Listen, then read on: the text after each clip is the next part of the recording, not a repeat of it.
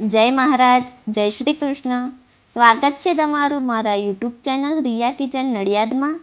તો નડિયાદની ચેનલ હોય અને તમારી સાથે નડિયાદની પ્રખ્યાત રેસિપી શેર ના કરું એવું તો બને જ નહીં. તો આજે હું તમારા સાથે નડિયાદની પ્રખ્યાત દાલપૂરીની પરફેક્ટ રીત અને સિક્રેટ મસાલા સાથેની બધી જ ટિપ્સ શેર કરીશ. તો વિડીયોને સ્કીપ કર્યા વગર એન્ડ સુધી જોજો. એમાં કેવી રીતે દાળના મસાલા કરવાના છે તે બધી જ ડિટેલ્સ આ વિડીયોમાં તમને જોવા મળશે.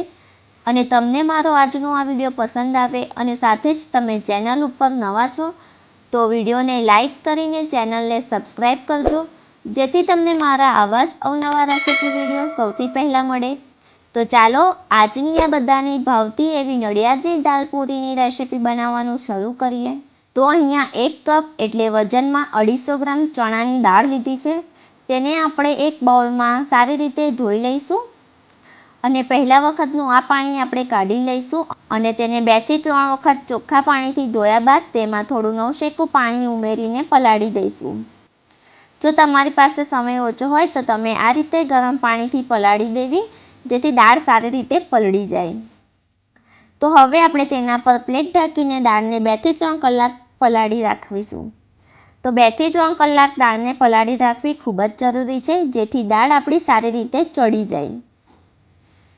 તો હવે 2 થી 3 કલાક પછી તમે આ રીતે જોઈ શકો છો કે આપણી આ દાળ સારી રીતે હાથમાં દબાવીએ છીએ તો તે સારી રીતે તૂટી જાય છે. ત્યારબાદ ફરીવાર તેનું પાણી કાઢીને આપણે એક પ્રેશર કુકરમાં દાળને ઉમેરી દઈશું અને તેમાં દાળ ડૂબે એટલું પાણી ઉમેરીને આપણે પ્રેશર કુકરનું ઢાંકણ ઢાંકીને તેને બંધ કરી દઈશું અને ગેસ ઓન કરીને મિનિમમ 2 વિસલ કરી લઈશું.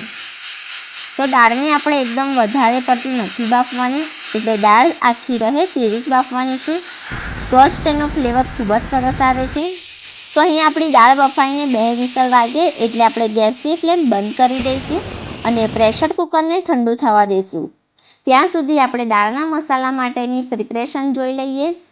તો સૌથી પહેલાં આપણે એક મિક્સર જારમાં 2 નંગ ડુંગળીના રફલી કરેલા ટુકડા ઉમેરીને તેમાં 2 થી 3 નંગ લીલા મરચાં ઉમેરી દઈશું અને તેની પ્યુરી બનાવી લઈશું.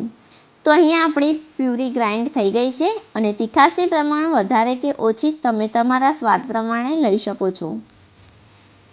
ત્યારબાદ તેમાં 1 નંગ ટામેટું ઉમેરીને તેની પણ પ્યુરી બનાવી લઈશું.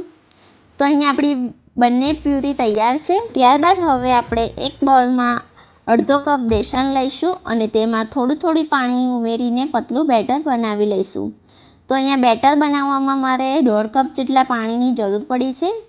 તો અહીંયા બેસનનું બેટર શું કામ વાપરવાનું છે તેનું પણ કારણ હું તમને લાસ્ટમાં કહીશ. બેટરની કન્સિસ્ટન્સી તમે જોઈ શકો છો. હવે આપણું પ્રેશર કુકર પણ ઠંડુ થઈ ગયું છે અને દાળને જોઈએ તો આપણી આ દાળ પણ સારી રીતે બફાઈ ગઈ છે. તો હવે એક મોટા પેનમાં 2 થી 3 મોટી ચમચી જેટલું તેલ ઉમેરીશું.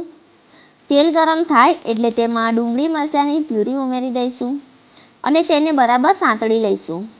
ડુંગળીની પ્યુરી થોડી સતળાય એટલે તેમાં 1 ચમચી આદુ લસણની પેસ્ટ ઉમેરીશું. જો તમે લસણ ન ખાતા હોય તો સ્કીપ પણ કરી શકો છો. હવે બરાબર તેને મિક્સ કરી લઈશું જ્યાં સુધી ડુંગળીની કચાશ દૂર ન થાય. તો હવે આપણી ડુંગળી સતળાય છે ત્યાં સુધીમાં તેમાં ઉમેરવાના મસાલા તૈયાર કરી લઈશું, જેથી તેનો ટેસ્ટ ખૂબ જ સરસ આવે. તેના માટે આપણે અહીંયા એક પેન ગરમ કરવા મૂકીશું. પેન ગરમ થાય એટલે તેમાં 1 મોટી ચમચી તમાલપત્ર, મરિયા, સૂકા ધાણા, જીરું, લાલ સૂકા મરચાં, લવિંગ, તજના ટુકડા, 1 નંગ એલચી અને સૂકી વરિયાળી. તો આ બધા જ મસાલાને આપણે રોસ્ટ કરી લઈશું. તો આ રીતે તેને સ્લો ટુ મીડિયમ ગેસ પર રોસ્ટ કરતા જઈશું જ્યાં સુધી તેમાંથી મસાલાની સુગંધ ન આવે અને તેને સતત રોસ્ટ કરતા જઈશું. એટલે તેમાંથી મસાલા રોસ્ટ થયા બાદ તેની સુગંધ ખૂબ જ સરસ આવવા લાગશે. એટલે આપણે તેની ફ્લેમ બંધ કરી દઈશું અને એક પ્લેટમાં તેને કાઢી લઈશું. મસાલા હંમેશા ઠંડા થયા બાદ જ પીસવાના. તો આ રીતે હવે આપણે એક મિક્સર જારમાં રોસ્ટ કરેલા આખા મસાલાને ગ્રાઇન્ડ કરી લઈશું. તો અહીં આપણો ગરમ અને તાજો બનાવેલ મસાલો તૈયાર છે અને હવે આપણી ડુંગળી પણ સારી રીતે સતળાઈ ગઈ છે. તો હવે તેમાં અડધી ચમચી હિંગ ઉમેરીશું. હિંગ ઉમેરવાથી તેનો ટેસ્ટ પણ સારો આવે છે અને ડાયજેસ્ટ માટે પણ હિંગ ખૂબ જ સારી છે. ત્યારબાદ તેમાં ટામેટાની પ્યુરી ઉમેરી દઈશું અને તેને સારી રીતે મિક્સ કરીને સાંતળી લઈશું. તો હવે આપણી ટામેટાં અને ડુંગળીની પ્યુરી બરાબર સતળાઈ ગઈ છે. તો ત્યારબાદ તેમાં 1 ચમચી હળદર, 2 ચમચી લાલ મરચું પાવડર, તો અહીંયા તમારે તીખાશ ઓછી રાખવી હોય તો 1 ચમચી તીખું મરચું અને 1 ચમચી કાશ્મીરી મરચું મિક્સ કરીને એડ કરી દેજો.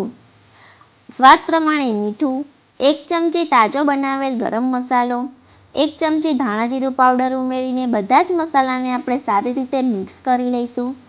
તો બધા જ મસાલા અહીંયા સારી રીતે મિક્સ થઈ ગયા છે. તો આ બેસનના બનાવેલ બેટરને ઉમેરવાથી દાળનો સ્વાદ ખૂબ જ સરસ આવે છે અને તેનું કારણ પણ બસ એ જ છે કે બેસન ઉમેરવાથી દાળની થિકનેસ અને જે દાળનો કલર છે તે પણ ખૂબ જ સરસ અને સારી રીતે ટેસ્ટમાં આવે છે.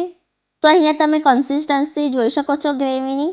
તો હવે ત્યારબાદ તેમાં બાફેલી ચણાની દાળને ઉમેરી દઈશું અને તેને સારી રીતે મિક્સ કરી લઈશું અને જરૂર જેટલું 1 ગ્લાસ પાણી ઉમેરીને મિક્સ કરતા જઈશું અને દાળને આપણે સારી રીતે ઉકળવા દઈશું જેથી બધા જ મસાલાનો ટેસ્ટ સારી રીતે ભળી જાય.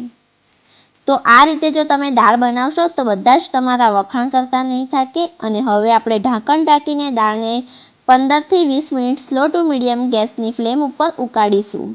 હવે આપણે દાળ સાથે ખાવાની પૂરીના લોટની પ્રિપરેશન જોઈ લઈશું. તેના માટે આપણે અહીંયા એક બાઉલમાં 2 કપ મેંદો લઈશું. સ્વાદ પ્રમાણે મીઠું, 2 થી 3 ચમચી તેલ ઉમેરીને તેને સારી રીતે મિક્સ કરી દઈશું અને થોડું થોડું પાણી ઉમેરીને લોટને બાંધી દઈશું. તો આ દાળ સાથે મેદાની જ પૂરી સર્વ કરવામાં આવે છે.